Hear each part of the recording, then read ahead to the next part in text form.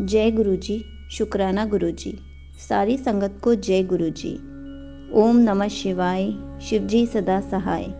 ओम नमः शिवाय। गुरु जी सदा सहाय। शिव पुराण का पहला खंड श्री रुद्र संहिता का 11वां अध्याय। शिव पूजन की विधि तथा फल प्राप्ति। ऋषि बोले, हे सूत जी, अब आप हम पर कृपा कर हमें ब्रह्मा जी व नारद के संवादों के अनुसार शिव पूजन की विधि बताइए, जिससे भगवान शिव प्रसन्न होते हैं। ब्राह्मण, क्षत्रिय, वैश्य और रुद्र आदि चारों वर्णों को शिव पूजन किस प्रकार करना चाहिए? आप व्यास जी के मुख से जो सुना हो, कृपया हमें बताइए। महर्षियों के ये वचन सुनकर सूत जी ने ऋषियों द्वारा पूछे गए प्रश्नों का उत्तर देते हुए कहना आरंभ किया। सूत जी बोले, हे मुनीश्वर, जैसा आपने पूछा है वह बड़े रहस्य की बात है। मैंने इसे जैसा सुना है उसे मैं अपनी बुद्धि के अनुसार आपको सुना रहा हूँ। पूर्व काल में व्यास जी ने सनत कुमार जी से यही प्रश्न किया था। फिर उपमन्यु जी ने भी इसे सुना था और इसे भगवान श्री कृष्ण को सुनाया था। वही सब मैं ब्रह्मा नारद संवाद के रूप में आपको बता रहा हूँ। ब्रह्मा जी ने कहा, भगवान शिव जी की भक्ति सुखमय, निर्मल एवं सनातन रूप है तथा समस्त मनवांछित फलों को देने वाली है। यह दरिद्रता, रोग, दुख और शत्रु द्वारा दी गई पीड़ा का नाश करने वाली है। जब तक मनुष्य भगवान शिव का पूजन नहीं करता और उनकी शरण में नहीं जाता, तब तक ही उसे दरिद्रता, दुख, रोग और शत्रु जनित पीड़ा, ये चारों प्रकार के पाप दुखी करते हैं। भगवान शिव की पूजा करते ही ये दुख समाप्त हो जाते हैं और अक्षय सुखों की प्राप्ति होती है। वह सभी भोगों को प्राप्त कर अंत में मोक्ष प्राप्त करता है। शिव जी का पूजन करने वालों को धन, संतान और सुख की प्राप्ति होती है। ब्राह्मण, क्षत्रिय, वैश्य और रुद्रों को सभी कामनाओं तथा प्रयोजनों की सिद्धि के लिए विधि अनुसार पूजा उपासना करनी चाहिए। ब्रह्म मुहूर्त में उठकर गुरु तथा शिव का स्मरण करके तीर्थों का चिंतन एवं भगवान विष्णु का ध्यान करें। फिर मेरा स्मरण चिंतन करके स्तोत्र पाठ पूर्वक शंकर जी का विधि पूर्वक नाम लें।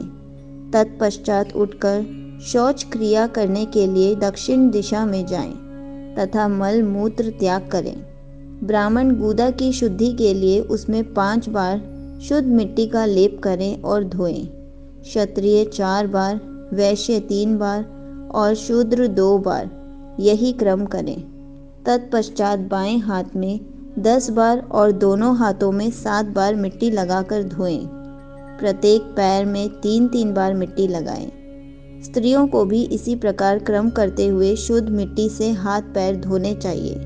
ब्राह्मण को 12 अंगुल, क्षत्रिय को 11, वैश्य को 10 और शूद्र को 9 अंगुल की दातुन करनी चाहिए। षष्ठी, अमावस्या, नवमी, व्रत के दिन, सूर्यास्त के समय, रविवार और श्राद्ध के दिन दातुन ना करें। दातुन के पश्चात जलाशय में जाकर स्नान करें तथा विशेष देश काल आने पर मंत्रोच्चार पूर्वक स्नान करें। फिर एकांत स्थान पर बैठकर विधि पूर्वक संध्या करें तथा इसके उपरांत विधि विधान से शिव पूजन का कार्य आरंभ करें। तदुपरांत मन को सुस्थिर करके पूजा गृह में प्रवेश करें तथा आसन पर बैठें। सर्वप्रथम गणेश जी का पूजन करें। उसके उपरांत शिव जी की स्थापना करें। 3 बार आचमन कर 3 प्राणायाम करते समय त्रिनेत्रधारी शिव का ध्यान करें। महादेव जी के 5 मुख, 10 भुजाएं और जिनकी स्फटिक के समान उज्ज्वल कांति है। सब प्रकार के आभूषण उनके श्री अंगों को विभूषित करते हैं तथा वे बांधकर बांधे हुए हैं। फिर प्रणव मंत्र अर्थात ओंकार से शिव जी की पूजा आरंभ करें। पाद्य, अर्घ्य और आचमन के लिए पात्रों को तैयार करें। 9 कलश स्थापित करें तथा उन्हें कुशाओं से ढक कर रखें। कुशाओं से जल लेकर ही सबका प्रक्षालन करें। तत्पश्चात सभी कलशों में शीतल जल डालें। खस और चंदन को पाद्य पात्र में रखें।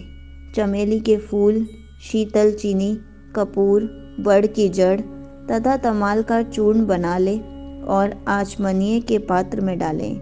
इलायची और चंदन को तो सभी पात्रों में डालें। देवादिदेव महादेव जी के सामने नंदीश्वर का पूजन करें। गंध, धूप तथा दीपों द्वारा भगवान शिव की आराधना आरंभ करें। सद्योजातम प्रपदामि मंत्र से शिवजी का आवाहन करें। ओम वाम देवाय नमः मंत्र द्वारा भगवान महेश्वर को आसन पर स्थापित करें। फिर ईशान सर्व विद्या नाम मंत्र से आराध्य देव का पूजन करें। पाद्य और आचमनीय अर्पित कर अर्घ्य दें। तत्पश्चात गंध और चंदन मिले हुए जल से भगवान शिव को विधि पूर्वक स्नान कराएं। तत्पश्चात पंचामृत से भगवान शिव को स्नान कराएं।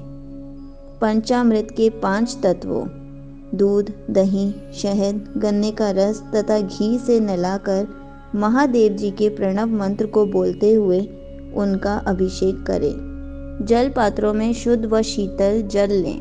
सर्वप्रथम महादेव जी के लिंग पर कुश, अपामार्ग, कपूर, चमेली, चंपा, गुलाब, सफ़ेद, कनेर, बेला, कमल और उत्पल पुष्पों एवं चंदन को चढ़ाकर पूजा करें। उन पर अनवरत जल की धारा गिरने की भी व्यवस्था करें। जल से भरे पात्रों से महेश्वर को नहलाएं। मंत्रों से भी पूजा करनी चाहिए। ऐसी पूजा समस्त अभिष्ट फलों को देने वाली है। पावमान मंत्र, रुद्र मंत्र, नील रुद्र मंत्र, पुरुष सूक्त, श्री सूक्त, अधर्वशीष मंत्र, शांति मंत्र, भारुंड मंत्र, स्थंत रसाम, मृत्युंजय मंत्र एवं पंचाक्षर मंत्रों से पूजन करें। शिवलिंग पर 1 सहस्त्र या 100 जल धाराएं गिराने की व्यवस्था करें। स्फटिक के समान निर्मल, अविनाशी, सर्वलोक में परम देव जो आरंभ और अंत से हीन तथा रोगियों के औषधि के समान है, जिन्हें शिव के नाम से पहचाना जाता है एवं जो शिवलिंग के रूप में विख्यात है, उन भगवान शिव के मस्तक पर धूप, दीप, नैवेद्य और तांबुल आदि मंत्रों द्वारा अर्पित करें। अर्घ्य देकर भगवान शिव के चरणों में फूल अर्पित करें। फिर महेश्वर को प्रणाम कर आत्मा से शिवजी की आराधना करें और प्रार्थना करते समय हाथ में फूल लें। भगवान शिव से क्षमा याचना करते हुए कहें, हे कल्याणकारी शिव, मैंने अनजाने में अथवा जानबूझकर जो जप तप पूजा आदि सत्कर्म किए हों, आपकी कृपा से वे सफल हो। हर्षित मन से शिवजी को फूल अर्पित करें। स्वस्ति वाचन कर अनेक आशीर्वाद ग्रहण करें। भगवान शिव से प्रार्थना करें कि प्रत्येक जन्म में मेरी शिव में भक्ति हो तथा शिव ही मेरे शरण दाता हो। इस प्रकार परम भक्ति से उनका पूजन करें। फिर सपरिवार भगवान को नमस्कार करें। जो मनुष्य भक्ति पूर्वक प्रतिदिन भगवान शिव की पूजा करता है, उसे सब सिद्धियां प्राप्त होती हैं। उसे मनवांछित फलों की प्राप्ति होती है। उसके सभी रोग, दुख, दर्द और कष्ट समाप्त हो जाते हैं। भगवान शिव की कृपा से उपासक का कल्याण होता है। भगवान शंकर की पूजा से मनुष्य के सद्गुणों की वृद्धि होती है। यह सब जानकर नारद अत्यंत प्रसन्न होते हुए अपने पिता ब्रह्मा जी को धन्यवाद देते हुए बोले कि आपने मुझ पर कृपा कर मुझे शिव पूजन की अमृत विधि बताई है। शिव भक्ति समस्त भोग और मोक्ष प्रदान करने वाली है। यहीं पर शिव पुराण प्रथम खंड श्री रुद्र संहिता का 11वां अध्याय समाप्त होता है। जय गुरुजी, शुक्राना गुरुजी।